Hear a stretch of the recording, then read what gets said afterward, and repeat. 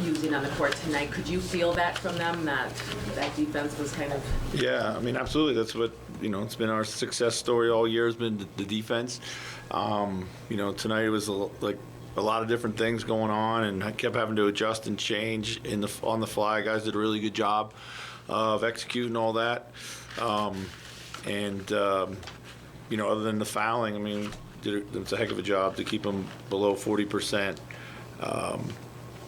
And then I thought offensively, we really found a lot of good shots, particularly in the first half. So. It felt like a very complete game, especially. Yeah, it was definitely. I mean, the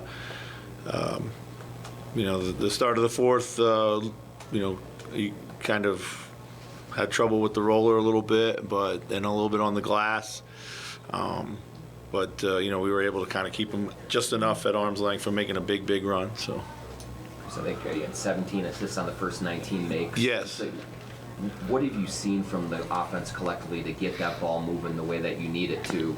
Yeah, again, it's making the right play. Like I thought Ant set the tone early. He got off of it a bunch of times early in the game, kind of loosened it up for himself and his teammates. Rudy rolling through the pocket, guys trusting him to make the right play when he had it there. Kyle was really good.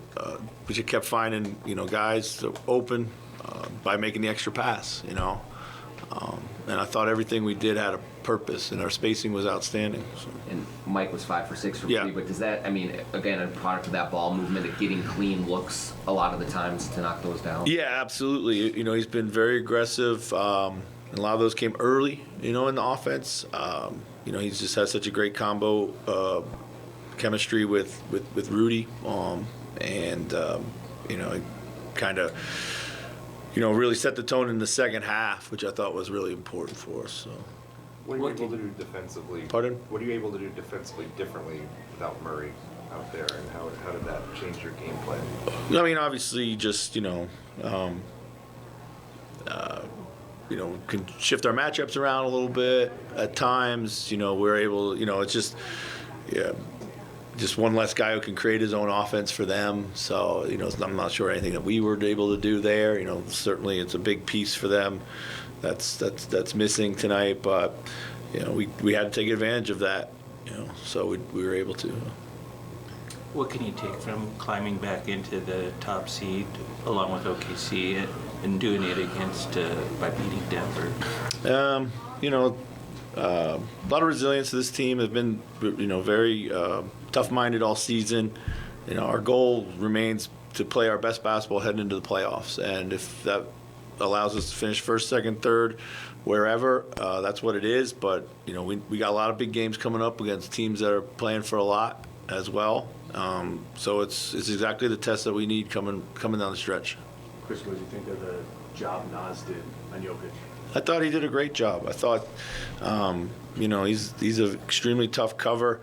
I thought he did a really good job of battling him. Just being active.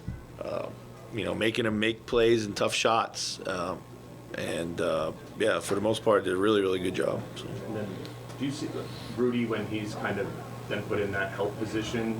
Just seemed like a handful of times he was even kind of more tenaciously attacking the double or the help there. Do you see him? He's obviously always good at that, but getting kind of even more potent in that role of help defender. Yeah, he's extremely comfortable with it in general. I mean, it's something that I think, at times, I know he played that way against us a lot. So he has a great feel for it.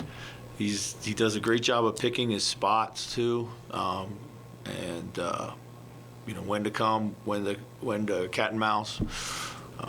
Then at times we flipped him over and, he had to guard him straight up. So, but it's a luxury to have a guy like Rudy with that basketball IQ on the defensive end of the floor. Do you think this team is capable of not committing a turnover for an